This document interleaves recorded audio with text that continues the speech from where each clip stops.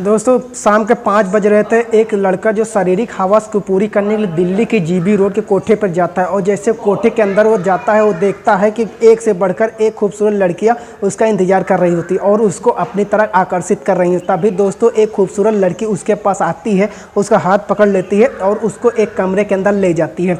दोस्तों कमरे के अंदर जाते उस लड़के की हालत बहुत ज़्यादा ख़राब हो जाती है। तभी वो लड़की उसके साथ कुछ ऐसा काम कर देती है जिसकी वजह से उस लड़की को कोठे की लत लग जाती है और वो बार बार कोठे पर जाने की लत बन जाती है। तभी दोस्तों एक दिन उस लड़के के साथ कुछ ऐसा हादसा होता है जिसकी कल्पना भी नहीं की जा सकती है। दोस्तों वो लड़का जिस लड़की से उस कमरे के अंदर मिला था वो लड़की बचपन में पढ़ाई करती थी। दोस्तों वो लड़की 15 सालों से कोठे के अंदर से कैद थी, उसको कोठे से बाहर जाने की इजाज़त नहीं थी। दोस्तों बहुत ही इंटरेस्टिंग कहानी है, दिल को छू जाने वाली कहानी है। आइए जानते हैं पूरी कहानी इस वीडियो में। लेकिन वीडियो में आगे बढ़ने से पहले बस आपसे एक ही रिक्वेस्ट है कि वीडियो को लाइक करके चैनल पर नए हैं तो चैनल को सब्सक्राइब कर लीजिएगा, क्योंकि मेरा भी हौसला बढ़ते रहे ऐसी आपको कहानियाँ सुनाने के लिए। दोस्तों ये कहानी है दिल्ली की। एक लड़का जिसका नाम आशीष होता है। आशीष दिल्ली में रह कर के कई सालों से नौकरी कर रहा था। दोस्तों एक दिन आशीष अपने रूम पर खाली बैठा हुआ था, तभी उसके मन में ख्याल आता है कि क्यों ना दिल्ली का जो जीबी रोड है उस तरफ आज टहलने के लिए चला जाए, क्योंकि जो आशीष जो था वो दिल्ली जीबी रोड का बहुत नाम सुना था और वहाँ पर कभी गया नहीं था। इसलिए वो सोचता है क्यों ना आज जीबी रोड की तरफ घूम लिया जाए और देखा जाए कि जीबी रोड के अंदर नज़ारा कैसा होता है। दोस्तों आशीष बहुत डरते हो पहले बार कोठे पर जाता है, लेकिन जैसे ही आशीष कोठे के अंदर घुसता है तो वहाँ पर नज़ारा देखकर वो तंग रह जाता है। दोस्तों आशीष के दिमाग में तरह तरह की बातें चलने लगता है। आशीष सोचता है कि किस तरह से लोग यहाँ पर रहते हैं, ना तो लाज है ना शर्म है, खुले आम लोगों के साथ बदतमीजियाँ की जा रही हैं। दोस्तों वहाँ पर कोठे पर एक से बढ़ के एक लड़कियाँ अपना जलवा दिखा रही थी। तभी एक लड़की आशीष के पास आती है और आशीष का हाथ पकड़ती है और कहती है कि आइए सेठ जी बैठिए, बहुत दिनों बाद आप यहाँ पर नज़र आए। तभी दोस्तों आशीष कहता है कि यहाँ पर मैं पहली बार आया हूँ तो तुम मुझे कैसे पहचान ले दो। उसके बाद दोस्तों लड़की आशीष से कहती है कि अच्छा आज पहली बार आए हैं, चलिए कोई बात नहीं, हमारे यहाँ जो पहली बार आता है उसकी स्वागत उसकी खातिरदारी ऐसे ही की जाती है। दोस्तों वो लड़की आशीष से 1000 रुपये ले लेती है और आशीष को एक रूम के अंदर भेज देती है। दोस्तों उस रूम के अंदर एक लड़की बैठी होती है और जो पैसा ली थी लड़की वो उस लड़की से कहती है कि सुनैना थोड़ा जल्दी इसको निपटा दो, आज रविवार का दिन है तो आज भीड़ बहुत ज़्यादा होने वाली है। अब दोस्तों आशीष जैसे दरवाजे के अंदर उस लड़की के पास जाता है तो कुछ समझ नहीं पा रहा था वो करे तो क्या करे। दोस्तों आशीष सोच रहा था कि पैसा किसी और ने लिया है और उसको किसी और के पास भेज दिया गया है। दोस्तों डरते डरते सुनैना के पास चुपचाप बैठ जाता है। तभी सुनैना आशीष से कहती है कि सेठ जी बताइए मैं आपकी क्या मदद कर सकती हूँ। दोस्तों आशीष जब उसकी बातों को सुनता है, उसका चेहरा जब देखता है तो आशीष के मन में अजीब तरीके के ख्याल आने लगते हैं। दोस्तों आशीष सोच रहा था कि शायद मैं उस लड़की को जानता हूँ, उसको पहचानता हूँ, कहीं ना कहीं उससे मिला हूँ। दोस्तों आशीष के मन में तरह तरह की बातें चलने लगती है, लेकिन फिर आशीष सोचता है कि शायद कहीं सुनैना मुझे पहचान तो नहीं रही है। लेकिन दोस्तों सुनैना नॉर्मल तरीके से आशीष से बात कर रहे थे, जिस वजह से आशीष से लगने लगा था कि शायद आशीष उसको लड़की नहीं पहचान रही। इसीलिए आशीष लड़की से पूछता है कि आपका नाम क्या है। तो जो उस लड़की थी सुनैना वो कि मेरा नाम सुनैना है। फिर आशीष उससे पूछता है कि आप यहाँ कितने दिनों से यहाँ काम कर रहे हो। तो सुनैना कहते हैं कि मुझे कई साल हो गए यहाँ पे काम करते हुए और आप ये जानकर क्या करोगे। तब दोस्तों आशीष कहता है कि ठीक है मैं यहाँ पे अब जा रहा हूँ। दोस्तों ये बात सुनैना जब सुनते हैं कि आशीष यहाँ से जा रहे हैं तो कहते हैं क्या हो गया, मैंने आपको कुछ गलत बोल दिया क्या। दोस्तों तब आशीष कहता है कि नहीं नहीं ऐसी कोई बात नहीं है, अगर मैं आप दोबारा यहाँ आना चाहूँगा तो तुम मुझे यहीं पर मिलोगी क्या। तो दोस्तों सुनैना कहती है कि हाँ मैं यहीं पर मिलूँगी, अगर तुम किसी से कहोगी कि मुझे सुनैना से मिलना है तो कोई भी मुझे हमारे पास छोड़ देगा। उसके बाद दोस्तों आशीष सुनैना से बात करने के बाद अपने रूम पर चला जाता है और सोचने लगता है कि वो जिस सुनैना से वहाँ से मिला है वो आज से ठीक 15 साल पहले एक लड़की थी जो आशीष के साथ 3 सालों से स्कूल में पढ़ाई करती थी। दोस्तों आशीष सोचने लगता है कि सुनैना के साथ क्या हुआ होगा, वो लड़की ऐसे तो पहले कभी नहीं थी। दोस्तों आशीष के मन में तरह तरह की बातें चलने लगती है। दोस्तों आशीष जो था वो पश्चिम बंगाल का रहने वाला था और आशीष के गाँव से 2-3 किलोमीटर की दूरी पर उस लड़के का भी घर था जिससे आशीष कोठे पर मिलकर आया था। दोस्तों आशीष अपना फ़ोन उठाता है और अपने दोस्त को फ़ोन करता है कि ज़रा प्रतिमा के बारे में पता करो कि वो कहाँ रहती है, वो अभी क्या कर रही है। दोस्तों मैं आपको बता दूं कि जो सुनैना कोठे पर उससे मिले थे उसका पहला नाम प्रतिमा हुआ करता था, और वो कोठे पर जब चली आई तो उसका नाम सुनैना हो गया। दोस्तों आशीष के दोस्त आशीष से कहते हैं कि आखिर क्या बात है कि तुम जो उसके बारे में जानने की कोशिश कर रहे हो। तब दोस्तों आशीष कहता है कि कोई ऐसी बात नहीं है, बस मुझे थोड़ा सा पता करके बताओ कि जो प्रतिमा है वो अपनी ज़िंदगी में क्या कर रही है और कहाँ पर रह रही। दोस्तों देखते ही देखते कुछ दिन का वक्त गुजर जाता है, और एक दिन आशीष का जो दोस्त था वो आशीष को फ़ोन करके बताता है कि प्रतिमा अपने घर से सन 2004 में ही गायब हो गई थी। उसका कोई भी अता पता नहीं है कि वो कहाँ पर रह रही है और कहाँ चली गई है। अब दोस्तों आशीष का जो शक था वह यकीन में बदलने लगा था। अब बार बार वो सुनैना के बारे में सोचने लगता है। दोस्तों आशीष सुनैना के 12 तक पढ़ाई किया था, उसके बाद वो मिलने का फैसला करता है और अगले हफ्ते फिर से उसी कोठे पर जाता है। और कोठे पर जाने के बाद उसकी मुलाकात उसी लड़की से होती है जो लड़की उसे 2000 रुपये ली थी। दोस्तों उस लड़की से मिलता है तो आशीष कहता है कि ज़्यादा पैसा लेकर नहीं, मेरे पास 500 रुपये है, मुझे सुनैना से मिलना है। उसके बाद वो लड़की कहती है ठीक है मुझे 100 रुपये दो, उसके बाद मैं तुम्हें सुनैना से मिलवा दूँगी। दोस्तों उसके बाद दोस्तों वो लड़की आशीष के सुनैना पर लेकर जाती है। सुनैना एक कमरे में बंद हुई थी, और जैसे वो आशीष को देखती है तो बहुत ज़्यादा खुश हो जाती है। दोस्तों सुनैना भी उसको पहचान जाती है, क्योंकि उसके पास बहुत कम ऐसे कस्टमर आते थे जो सुनैना के शारीरिक संबंध नहीं बनाते थे, उससे प्यार भरी केवल बातें करते थे और फिर चले जाते थे। और इसलिए दोस्तों सुनैना का जो आशीष का शक था उसका याद हो गया था, और उसको पहचान जाती और कहती कि आइए सेठ जी बैठिए, आज आप क्या सोच कर हमारे पास आए। दोस्तों आशीष सुनैना के पास जाकर बैठ जाता और फिर सोचता है कि तुम्हारा नाम क्या है। तो सुनैना कहती कि मेरा नाम सुनैना है। तो फिर आशीष पूछता है कि तुम कितने दिनों पे यहाँ काम कर रहे। तब सुनैना कहती कि मैं कई सालों से यहाँ पर काम कर रहे हैं, और मुझे तो ये भी याद नहीं मैं कब से काम यहाँ पर कर रहे हैं। दोस्तों तुम मुझसे क्यों पूछ रहे हो। तो राकेश कहता है कि आशीष कहता है कि मैं ऐसे ही पूछ रहा हूँ। तो आशीष सुनैना से कहता है कि मैं एक बात तुमसे और पूछना चाहता हूँ, क्या तुम मेरी बातों को सच सच जवाब दोगी। तो सुनैना कहते हैं कि ठीक है पूछो क्या बात है। तो आशीष कहता है कि मुझे मारने पीटने मत लगना, मेरे ऊपर गुस्सा मत करना, तुम मुझे एक बात बताओ कि तुम अपना नाम प्रतिमा से सुनैना क्यों रख लिया। दोस्तों सुनैना जैसे आशीष की ये बात सुनती है तो उसकी आंखों से आंसू निकलने लगते हैं। सुनैना बहुत ज़्यादा हैरान हो जाती है और आशीष की तरफ देखते हुए कहती है कि आखिर तुम कौन हो। तो आशीष कहता है कि मैं कोई भी हूँ, लेकिन मुझे ही जानना है कि तुम अपना नाम प्रतिमा से सुनैना क्यों रख ली हो। तब दोस्तों जो सुनैना वो रोने लगती है, और रो कर उसको कुछ भी समझ में नहीं आ रहा तो करे तो क्या करे। उसके बाद दोस्तों सुनैना आशीष से कहता है कि हाँ मैं प्रतिमा हूँ, लेकिन मैं 15 सालों से यहाँ से काम कर रही हूँ, आज तक मेरे कोई भी जान पहचान का मुझे यहाँ नहीं मिला है। तुम कौन हो, मैं तुम्हें नहीं जानती हूँ। तो दोस्तों आशीष कहता है कि तुम शायद मुझे नहीं जानते, तुम्हें याद भी नहीं होगा, मैं तुम्हारे साथ 7, 8, 9 क्लास में पढ़ा हूँ।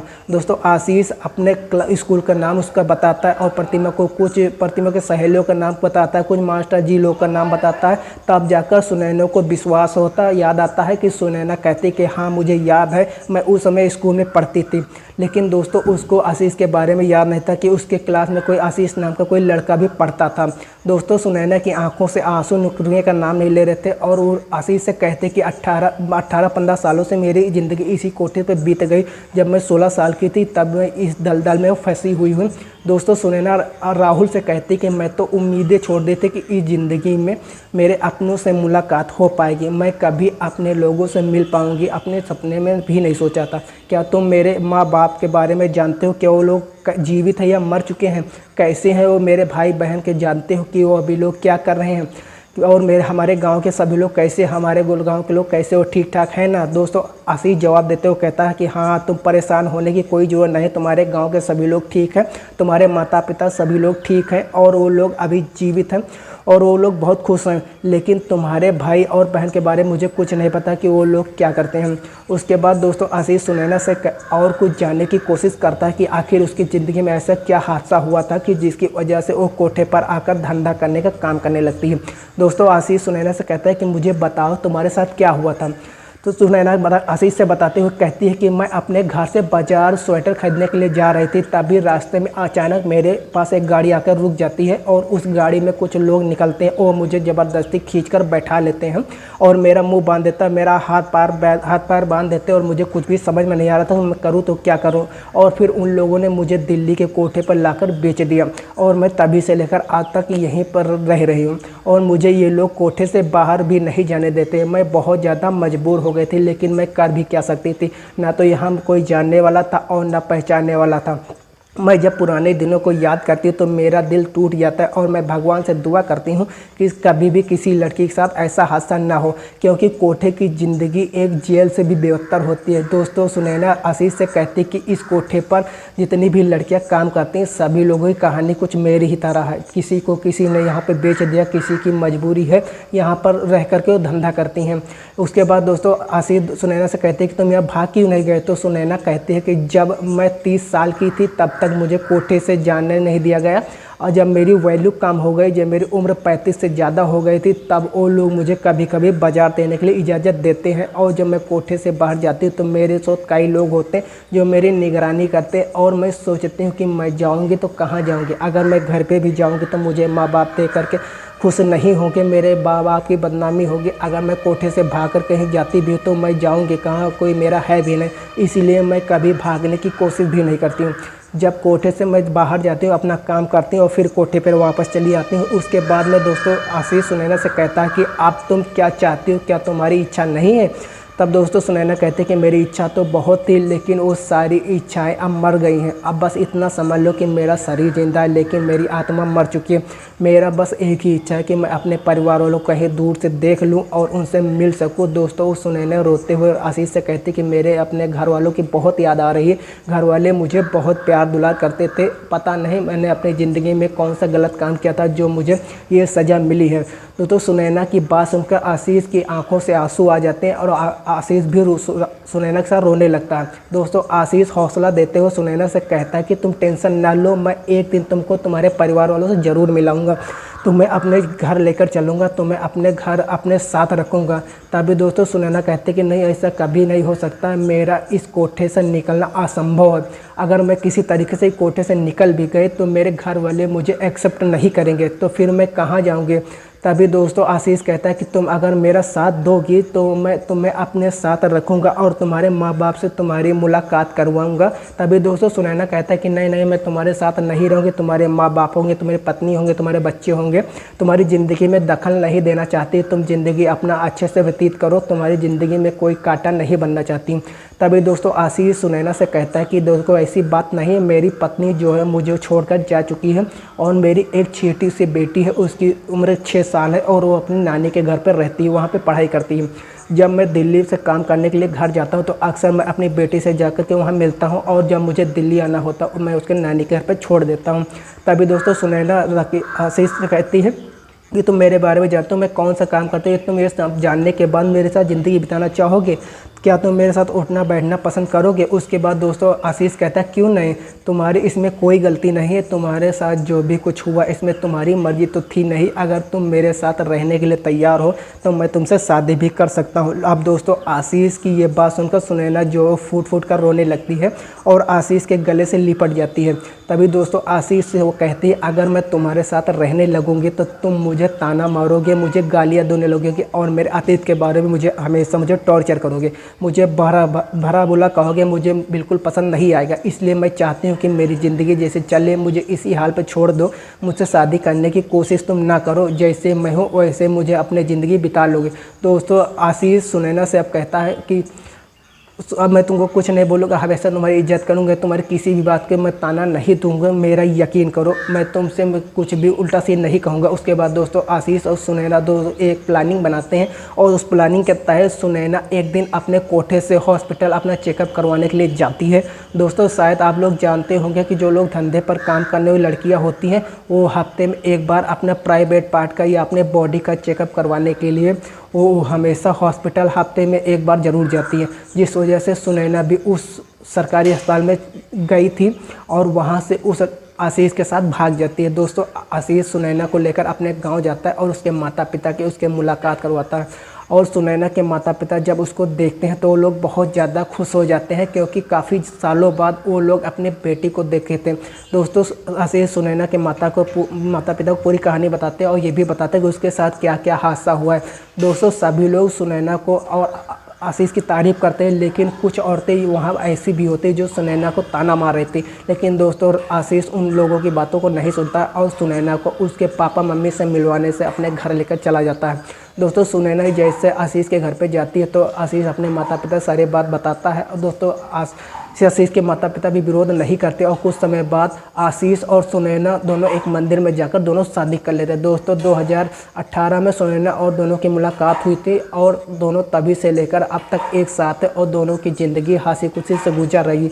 दोस्तों आशीष और आशीष की पत्नी सुनैना, आशीष की जो एक पत्नी थी, तीनों लोग अब एक साथ रहते हैं और हंसी खुशी अपने जीवन व्यतीत करते हैं।